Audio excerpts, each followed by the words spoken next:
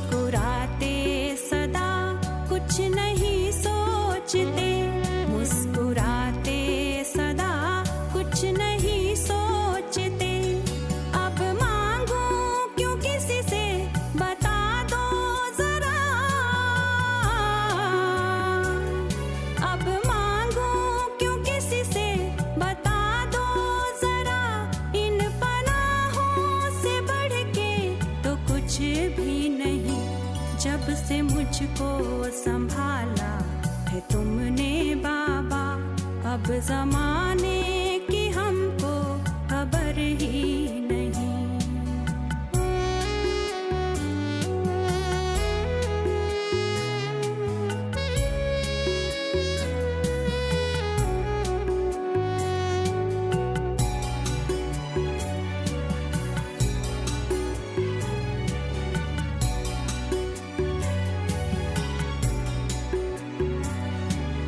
जब से तुम्हारे करीब आ गए, हम जब से तुम्हारे करीब आ गए, भूले सारा जहां जब तुम्हें पा गए, भूले सारा जहां जब तुम्हें पा गए। खिल गई जिंदगी ऐसा गुलशन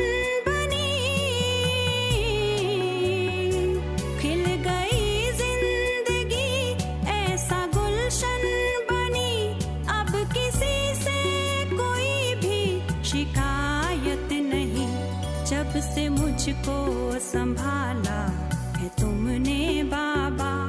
अब ज़माने की हमको खबर ही नहीं।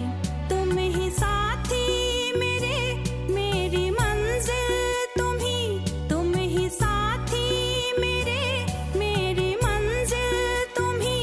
अब पाने की कुछ भी तो चाहत नहीं, जब से मुझको संभाला है तुमने बाबा।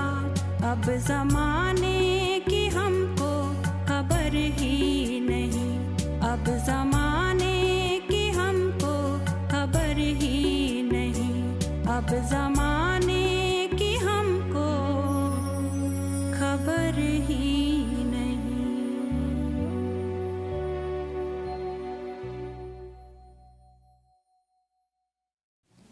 ओम शांति। 2 अप्रैल 2021 बाबा के आज के महावाक्य हैं। बाबा समझाते, मीठे बच्चे, ज्ञान सागर बाप आए हैं तुम बच्चों के सन्मुख ज्ञान डांस करने। तुम होशियार सर्विसेबल बनो तो ज्ञान की डांस भी अच्छी हो।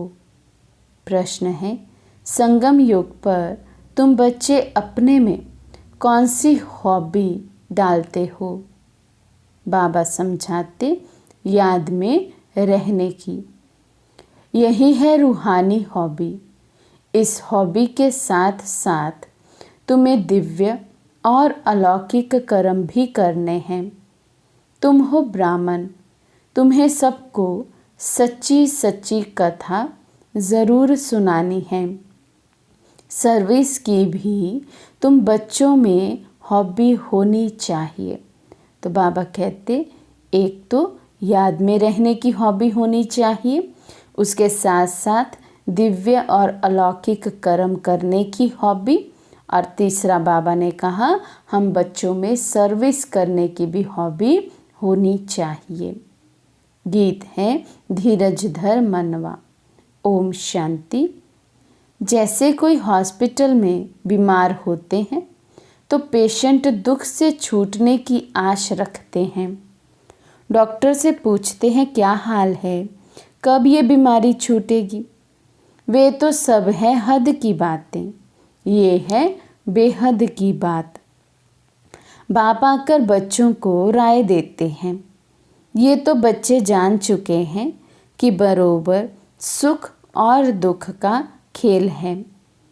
यूं तो कोई बच्चों को सतयुग में जाने से भी जास्ती फ़ायदा यहाँ है, क्योंकि जानते हो कि इस समय हम ईश्वरीय गोद में हैं, ईश्वरीय औलाद है। तो बाबा कहते सतयुग में भल सब सुख होंगे, बहुत अच्छी दुनिया होगी, लेकिन वहाँ पर बाबा नहीं होंगे।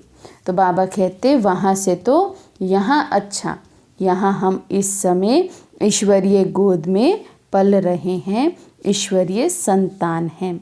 बाबा समझाते इस समय हमारी बहुत ऊंचते ऊंच गुप्त महिमा है। मनुष्य मात्र बाप को शिव, ईश्वर, भगवान भी कहते हैं, परंतु जानते नहीं, बुलाते रहते हैं। ड्रामा अनुसार ही ऐसा हुआ है। ज्ञान और अज्ञान, दिन और रात गाते भी आते हैं, परंतु तमो प्रधान बुद्धि ऐसे बन गए हैं जो अपने को तमो प्रधान समझते ही नहीं। किसी की तकदीर में बाप का वर्षा हो तब तो बुद्धि में बैठ सके। बच्चे जानते हैं कि हम बिल्कुल ही घोर अंधियारे में थे, अब बाप आए हैं तो कितना सोजरा मिला है। बाप जो समझाते हैं वे कोई भी वेद शास्त्र ग्रंथ आदि में नहीं हैं, वे भी बाप सिद्ध कर बताते हैं। तुम बच्चों को रचता और रचना के आदि मध्य अंत की रोशनी देता हूँ, वे फिर प्रायलोप हो जाती है। मेरे बिगर फिर किसी को ज्ञान मिल ना सके, फिर ये ज्ञान प्रायलोप हो जाता है। समझ में आता है कि कलयुग पास्ट हुआ, फिर 5000 वर्ष बाद रिपीट होगा। ये है नई बात, ये तो शास्त्रों में है नहीं। बाप तो ये नॉलेज सभी को एक जैसी पढ़ाते हैं, परंतु धारणा में नंबरवार है। कोई अच्छे सर्विसेबल बच्चे आते हैं तो बाबा का डांस भी ऐसे चलता है। डांसिंग गर्ल के आगे देखने वाले बहुत शौकीन होते हैं, तो वे भी खुशी से बहुत अच्छा डांस करती हैं। थोड़े बैठे होंगे तो कॉमन रीति से थोड़ा डांस करेगी। वाह करने वाले बहुत होंगे तो उनका भी उल्लास बढ़ेगा। तो यहाँ भी ऐसे है। मुरली सब बच्चे सुनते हैं, लेकिन सम्मुख सुनने की बात और है ना। ये भी दिखाते हैं कि कृष्ण डांस करता था। डांस कोई वे नहीं, वास्तव में है ज्ञान की डांस। शिव बाबा खुद बताते हैं कि मैं ज्ञान की डांस करने आता हूँ, मैं ज्ञान का सागर हूँ। तो अच्छी अच्छी पॉइंट्स निकलती हैं। ये है ज्ञान की मुरली, काठ की मुरली नहीं है। पतित पावन बाप आकर सहज राजयोग सिखाएंगे या लकड़ी की मुरली बजाएंगे। ये किसी के ख्याल में नहीं होगा कि बाप आकर ऐसे राजयोग सिखाते हैं। अभी तुम जानते हो, बाकी कोई भी मनुष्य मात्र को ये बुद्धि में आ ना सके। आने वालों में भी नंबरवार पद पाते हैं। जैसे कल्प पहले किया है वैसे ही पुरुषार्थ करते रहते हैं। तुम जानते हो कि कल्प पहले मुआफिक बाप आते हैं, आकर बच्चों को सब राज खोलकर बताते हैं। कहते हैं कि मैं भी बंधन में बंधा हुआ हूँ। हर एक इस ड्रामा के बंधन में बंधा हुआ है। जो कुछ सतयुग में हुआ था वही फिर होगा। कितनी अनेक प्रकार की योनियाँ हैं। सतयुग में इतनी योनियाँ थोड़ी होती हैं, वहाँ तो थोड़ी वैरायटी होती है। फिर वृद्धि को पाते रहते हैं। जैसे धर्म भी बढ़ते जाते हैं ना। सतयुग में तो थे नहीं, जो सतयुग में थे वे फिर सतयुग में ही देखेंगे। तो बाबा कहते हर एक कल्प में हूबहू रिपीट होता है। जो चीज़ जैसी अवस्था सतयुग में है वो फिर से सतयुग में ही हो सकती है। बाबा कहते सतयुग में कोई भी छीछी गंध करने वाली चीज़ हो ना सके। उन देवी देवताओं को कहते ही हैं भगवान भगवती। और कोई खंड में कभी भी किसी को गॉड गॉडेज कह नहीं सकते। वे देवताएं ज़रूर हेवन में राज्य करते थे। उनका देखो गायन कितना है। तुम बच्चों को अभी धीरज आ गया है। तुम जानते हो हमारा मर्तबा कितना ऊंच है व कम है। हम इतने मार्क्स से पास होंगे। हर एक अपने को समझ तो सकते हैं ना कि फलाना अच्छी सर्विस कर रहा है। हाँ, चलते चलते तूफान भी आ जाते हैं। बाप तो कहते हैं कि बच्चों को कोई भी ग्रहचारी तूफान आदि ना आए। माया अच्छे अच्छे बच्चों को भी गिरा देती है। तो बाप धीरज देते रहते हैं। बाकी थोड़ा समय है। तुमको सर्विस भी करनी है। स्थापना हो गई फिर तो जाना ही है। इसमें एक सेकंड भी आगे पीछे नहीं हो सकता। ये राज बच्चे ही समझ सकते हैं। हम ड्रामा के एक्टर्स हैं। इसमें हमारा मुख्य पाठ है। भारत पर ही हार और जीत का खेल बना हुआ है। भारत ही पावन था। कितनी पीस प्योरिटी थी। ये कल की ही बात है। कल हमने ही पाठ बजाया था। 5000 वर्ष का पाठ सारा नूंधा हुआ है। हम चक्र लगाकर आए हैं। अब फिर बाबा से योग लगाते हैं। इससे ही खाद निकलती है। बाप याद आएंगे तो वर्षा भी ज़रूर याद आएगा। पहले पहले अल्फ को जानना है। बाप कहते हैं तुम मेरे को जानने से मेरे द्वारा सब कुछ जान जाएंगे। तो बाबा कहते सबसे पहले जानना शिव बाबा को है। जब शिव बाबा को जान लिया, ज्ञान के सागर को ही जान लिया, तो सारा ज्ञान फिर बाद में समझ में आ जाता है। बाबा कहते ज्ञान तो बड़ा सहज है, 1 सेकंड का है, फिर भी समझाते रहते हैं, पॉइंट्स देते रहते हैं। मुख्य पॉइंट है मन मना भव। इसमें ही विघ्न पड़ते हैं। देह अभिमान आ जाने से फिर अनेक प्रकार के घुटके आ जाते हैं। फिर योग में रहने नहीं देते। जैसे भक्ति मार्ग में कृष्ण की याद में बैठते हैं तो बुद्धि कहाँ कहाँ भाग जाती है। भक्ति का अनुभव तो सबको है। इस जन्म की बात है। इस जन्म को जानने से कुछ ना कुछ पास्ट जन्म को भी समझ सकते हैं। बच्चों को हॉबी हो गई है बाप को याद करने की। जितना याद करते हो उतना खुशी बढ़ती है। साथ साथ दिव्य अलौकिक कर्म भी करना है।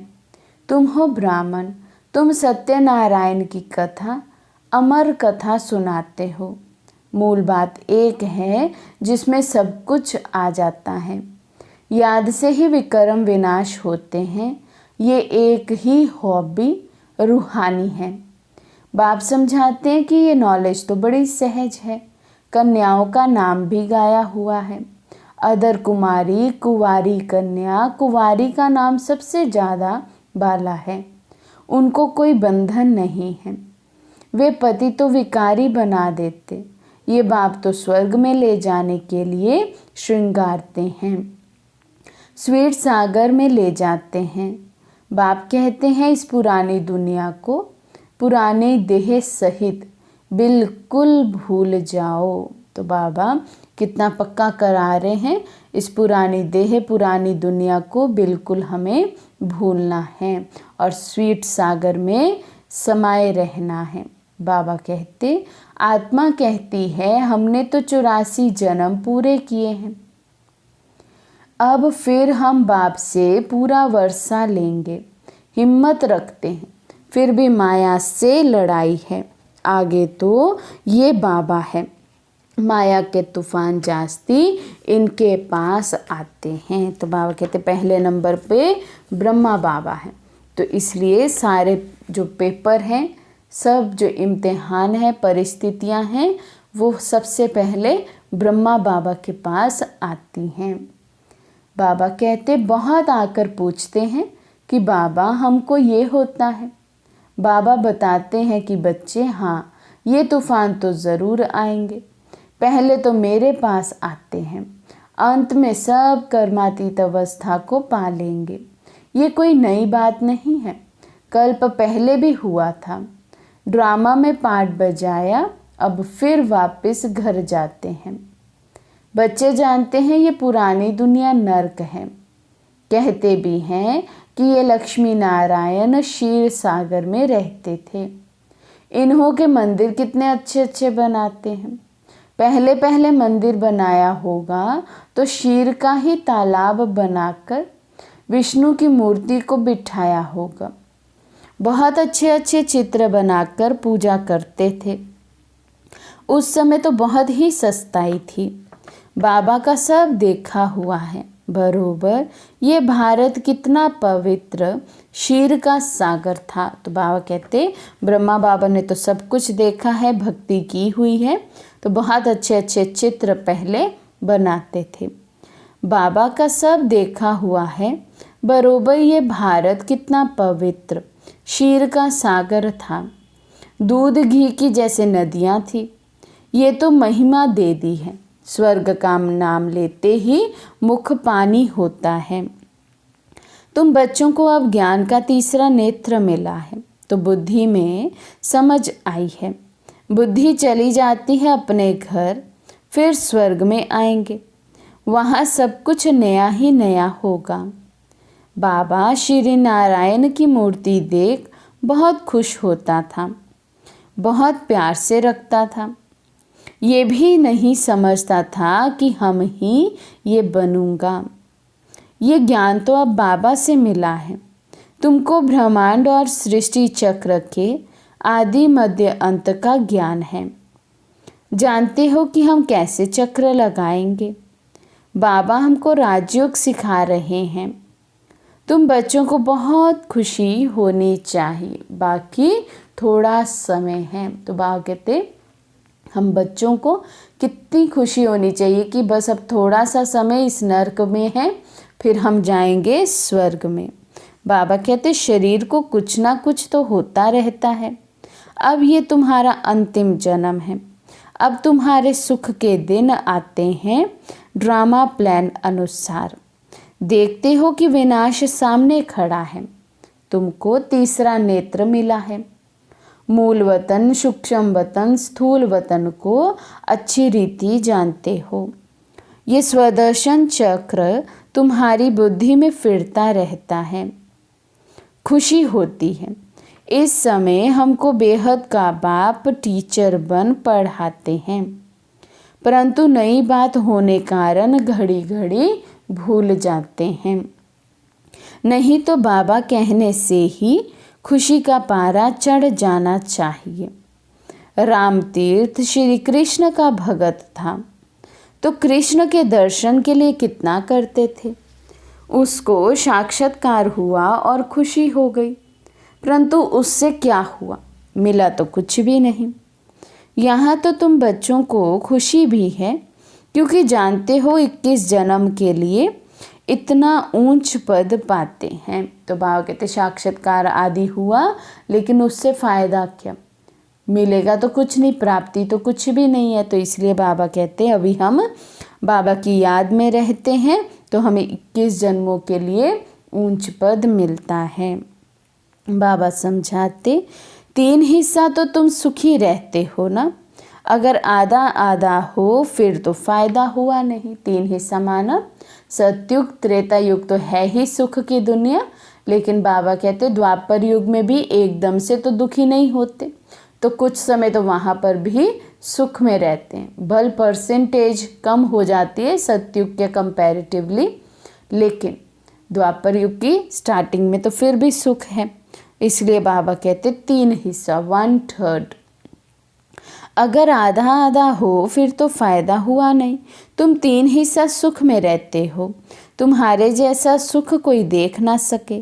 तुम्हारे लिए तो सुख अपार है, महान सुख में तो दुख का पता नहीं चलता है। संगम पर तुम दोनों को जान सकते हो कि अभी हम दुख से सुख में जा रहे हैं। मुँह है दिन तरफ और लात है रात तरफ। इस दुनिया को लात मारनी है, अर्थात बुद्धि से भूलना है। आत्मा जानती है अब हम वापस घर जाना है। बहुत पाठ बजाया, ऐसे ऐसे अपने साथ बातें करनी होती है। अब जितना बाप को याद करेंगे उतना ही कट निकलेगी। जितना बाप की सर्विस पर रह समान बनाएंगे उतना ही बाप का शो करेंगे। बुद्धि में है कि अब घर जाना है तो घर को ही याद करना है। पुराना मकान गिरता रहता है, अब कहाँ नया मकान और कहाँ पुराना मकान। बाकी भी बाबा आया है तो बहुत लड़ाई शुरू हो गई है। अगर स्त्री विकार नहीं देती तो कितना तंग करते हैं, कितना माथा मारते हैं। कल्प पहले भी अत्याचार हुए थे, वे अभी की बात गाई जाती है। देखते हो कि कितना पुकारती है, वही ड्रामा का पार्ट बज रहा है। ये बाप जाने और बच्चे जाने और ना जाने कोई, आगे चल सबको समझने का है। गाते भी हैं पतित पावन सर्व का सद्गति दाता बाप है। तुम कोई को भी समझा सकते हो कि भारत स्वर्ग और नर्क कैसे बनता है। आओ तो हम तुम्हें सारे वर्ल्ड की हिस्ट्री ज्योग्राफी समझाएं। ये बेहद की हिस्ट्री ज्योग्राफी ईश्वर ही जाने और ईश्वर के तुम बच्चे जानो। पवित्रता सुख शांति की कैसे स्थापना होती है, इस हिस्ट्री ज्योग्राफी को जानने से तुम सब कुछ जान जाएंगे। बेहद के बाप से तुम ज़रूर बेहद का ही वर्षा लेंगे। ये आकर समझो, टॉपिक बहुत है। तुम बच्चों का तो अब दिमाग ही पूर्ण हो गया है, अर्थात भरपूर हो गया है। खुशी का कितना पारा चढ़ता है। सारी नॉलेज तुम बच्चों के पास है।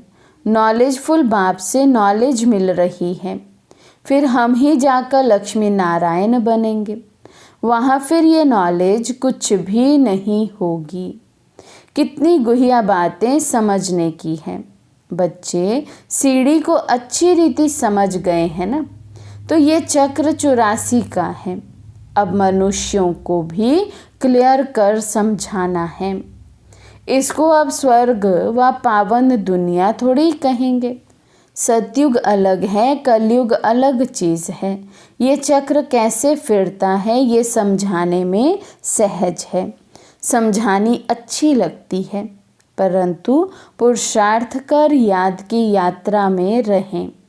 ये बहुतों से हो नहीं सकता है। बाबा कहते ज्ञान तो अच्छा लगता है सुनना और सुनाना भी, लेकिन पुरुषार्थ ये करें कि हमेशा निरंतर हम बाबा की याद में रहें।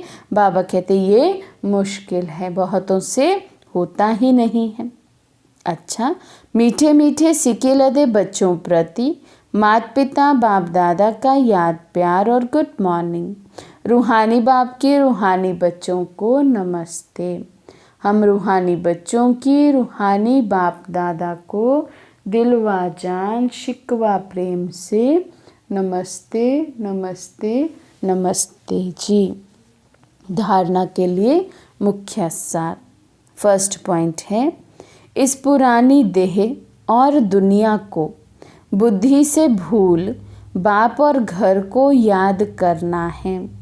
सदा इसी खुशी में रहना है कि अभी हमारे सुख के दिन आए कि आए। सेकंड पॉइंट है, नॉलेजफुल बाप से जो नॉलेज मिली है उसका सिमरन कर दिमाग को पूर्ण रखना है, अर्थात भरपूर रखना है।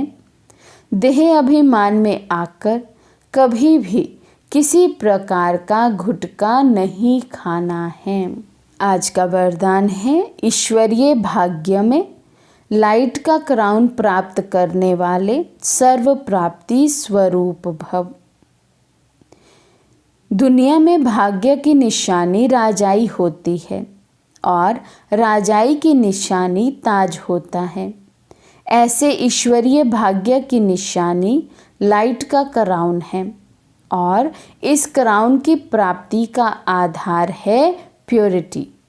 संपूर्ण पवित्र आत्माएं लाइट के ताजधारी होने के साथ साथ सर्व प्राप्तियों से भी संपन्न होती हैं। अगर कोई भी प्राप्ति की कमी है तो लाइट का क्राउन स्पष्ट दिखाई नहीं देगा। तो बाबा ने कहा लाइट के क्राउन का आधार है पवित्रता, प्योरिटी। तो जितना हम प्योरिटी को धारण करते जाएंगे उतना ही बाबा कहते सर्व प्राप्तियों से संपन्न होते जाएंगे और लाइट का ताज हम पर आ जाएगा। स्लोगन है, अपनी रूहानी स्थिति में स्थित रहने वाले ही मनसा महादानी हैं। अपनी रूहानी स्थिति में स्थित रहने वाले ही मनसा महादानी हैं।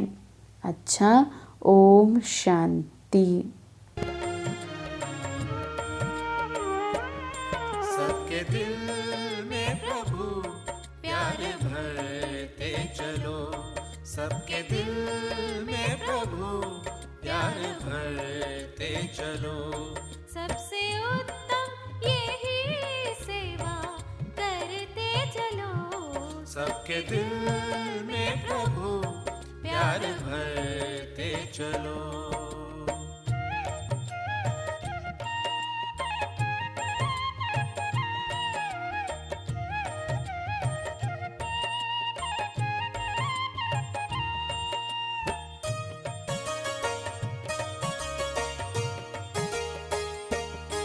साथ प्रभु का जिसे उसको गम है नहीं, ज्ञान इतना भी दीपक से कम है नहीं, कम है नहीं, सबके मन का अंधेरा हरते चलो।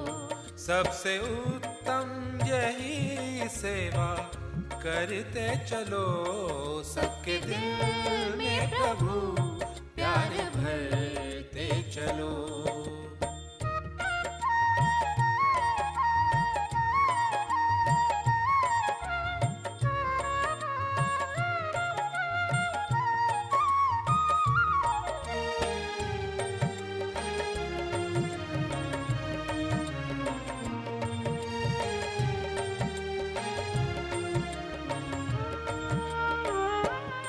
शांतिमय आत्मा तुम ये संदेश दो, चलना है लौट अब शांति के देश को, शांति के देश को।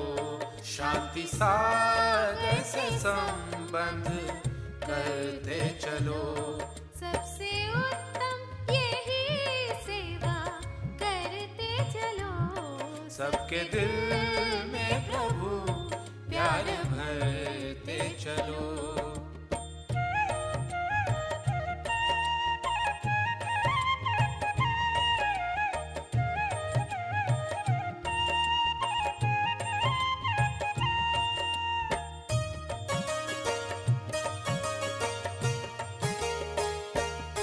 जिंदगी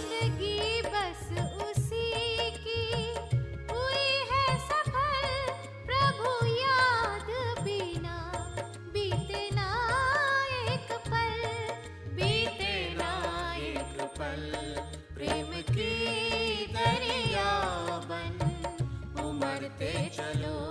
सबसे उत्तम यही सेवा करते चलो। सबके दिल में प्रभु प्यार भरते चलो। सबके दिल में प्रभु प्यार भरते चलो। सबसे उत्तम यही सेवा करते चलो। सबके दिल में प्रभु प्यार भरते चलो। सबके दिल में प्रभु प्यार भरते चलो।